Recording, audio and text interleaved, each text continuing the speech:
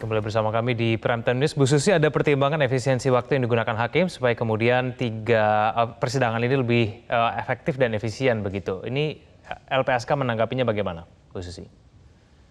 Ya, intinya kalau kan ini ya, kami menghargai dan menghormati juga putusan hakim ya, majelis hakim. Tentu putusan hakim ini untuk menggabungkan juga disertai dengan pertimbangan-pertimbangan yang matang.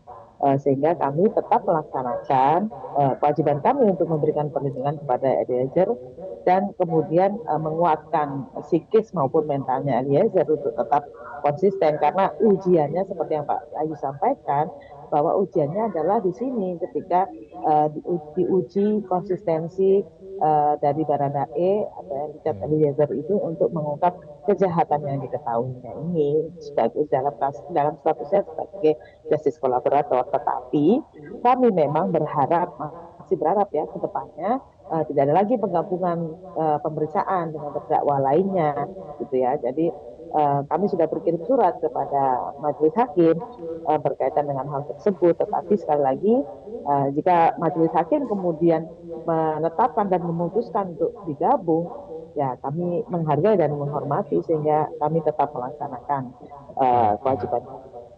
Dapat respon dari surat yang dikirimkan, Bu Susi? Belum ada karena memang baru tadi ya, sebenarnya sudah dikirim sejak minggu yang lalu secara pos, tapi secara langsung tadi kami sampaikan di sela-sela persidangan melalui Pengadilan Negeri Jakarta Selatan. Baik, Bu Susi, keterangan-keterangan dari Eliezer seperti apa yang dikhawatirkan bisa saja tidak konsisten nantinya ketika mendapatkan pengaruh psikologis akibat sidang ini digabung? Sebenarnya sejauh ini Richard Eliezer ini konsisten ya dari awal sampai terakhir. Nah, memang ada beberapa perbedaan pada saat rekonstruksi ini yang saya baca ya secara pribadi. Ada perbedaan keterangan yang disampaikan baik oleh Kuat Ma'ruf, Ricky Rizal maupun Richard Eliezer. Dan ini tidak berkesesuaian dengan keterangan Richard. Nah, ini kemarin ini apa ya? Khawatirnya akan mempengaruhi kondisi mentalnya ya, kondisi emosinya gitu ya, karena perbedaan-perbedaan ini dan sampai terakhir pun bahkan sampai terakhir pun ada keterangan-keterangan saksi yang dari misalnya dari ART itu yang tidak berkesesuaian dengan yang diketahui maupun yang disampaikan oleh Richard Eliezer seperti itu. Itu yang ya kami khawatir itu akan membuat dia terpengaruh misalnya atau kemudian agak down. Tetapi kami tetap menguatkan mental dan psikisnya Eliezer supaya tetap konsisten karena ujiannya betul di sini ini di pengadilan di ruang sidang ini adalah tempatnya diuji sebagai justice collaborator.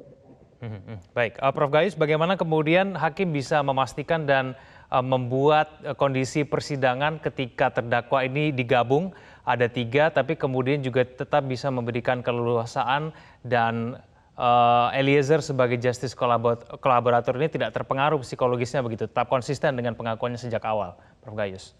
Ya, saya pikir pengaruh LPSK besar sekali untuk bisa menguatkan ya bagaimana dia harus konsisten. Saya pikir itu sudah dibekali lah atau ketika dites sudah lulus untuk itu.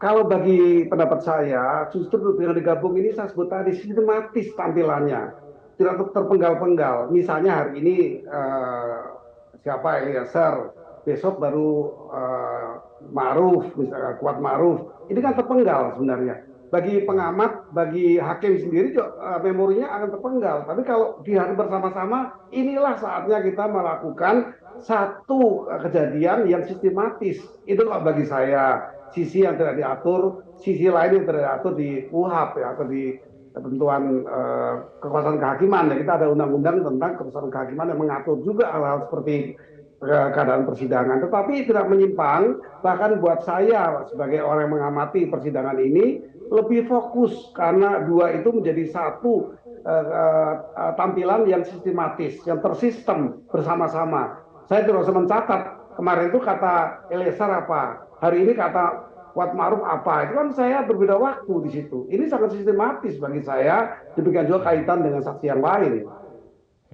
Eliezer tetap bisa konsisten tidak dengan kondisi seperti demikian, Prof. Gayus? Ya, saya yakin yang bersangkutan sudah cukup konsisten ya selama ini yang saya perhatikan. Juga dia harus konsisten kalau tidak ingin status JC-nya itu hilang. Karena si JC itu tidak berkontrak, kontraknya pasti mendapat, tidak begitu. Dinilai apa yang dia bisa kerjasama dengan pengadilan. Ini yang akan harus dia lakukan untuk tampil dengan tegar sesuai dengan apa yang dialami walaupun berhadapan dengan orang yang berbeda, tidak masalah. Nanti kan hakim mempunyai penilaian persesuaian dengan alat bukti yang lain. Cukup satu lagi ditambah dengan kian hakim itu cukup untuk memutus perkara, tergantung isi dakwaannya. Jadi bagi saya apa yang diterangkan oleh Eliezer itu sangat mempunyai arti yang besar, ditambah dengan alat bukti yang lain yang sah menurut hukum sudah dua, maka hakim yakin dan hakim bisa memutus perkara itu. Sepertinya sangat simpel seperti itu. Baik, Bu Susi, dengan kondisi persidangan yang sepertinya akan tetap digabung di waktu yang akan datang, apa yang kemudian bisa dilakukan khususnya oleh Eliezer? Ya, yang pasti menguatkan mental ya dan psikisnya ya, Eliezer. Yang kedua, perlu dukungan dari banyak pihak, dari keluarganya, terus dari LPSK sendiri, dari kuasa hukum. Nah, yang pasti juga ini ya, memori ya, supaya dia juga tidak lupa dengan kejadian-kejadian yang yang dia alami sendiri gitu ya. Nah, itu kalau kemudian Richard memiliki fakta-fakta baru, fakta-fakta hukum baru yang bisa diungkap untuk menguak lebih dalam soal tabir kasus ini, nah itu lebih bagus lagi gitu. Nah, ini yang kami harapkan. Nah, yang berikutnya adalah konsistensi ini yang perlu diuji dan sampai sejauh ini memang teruji gitu ya. Tapi dengan situasi digabungkan ini memang menjadi tantangan tersendiri bagi Richard. Nah, berikutnya lagi di sisi lain nanti kami khawatirnya berkaitan kalau kemudian digabungkan dengan Verdi Sambo. Ini yang terberat bagi Richard gitu ya. Meskipun belum dia sampaikan, tetapi ini bagi kami menilai sebaiknya itu dihindari. Tapi kalau sama Richard sama dengan Kuat dan Ricky mungkin masih bisa karena tidak terlalu signifikan perbedaannya. Hanya saja kita mengantisipasi kalau memang ada pihak-pihak tertentu, saksi-saksi yang dihadirkan itu kemudian malah memojokkan atau ini yang memojokkan dan kemudian mendiskriminasi keterangan dari Richard, itu yang kita hindari. Nah, apalagi nanti kalau dengan Sambo, kami berharap sih itu tidak terjadi gitu ya, karena tentu akan menyulitkan bagi Richard Eliezer. Oke, baik, kita harapkan semoga kemudian keterangan Eliezer bisa tetap konsisten di sidang-sidang yang akan datang. Terima kasih Prof. Gayus, terima kasih Bu Susi telah bergabung bersama kami di Prime Time News. Selamat malam.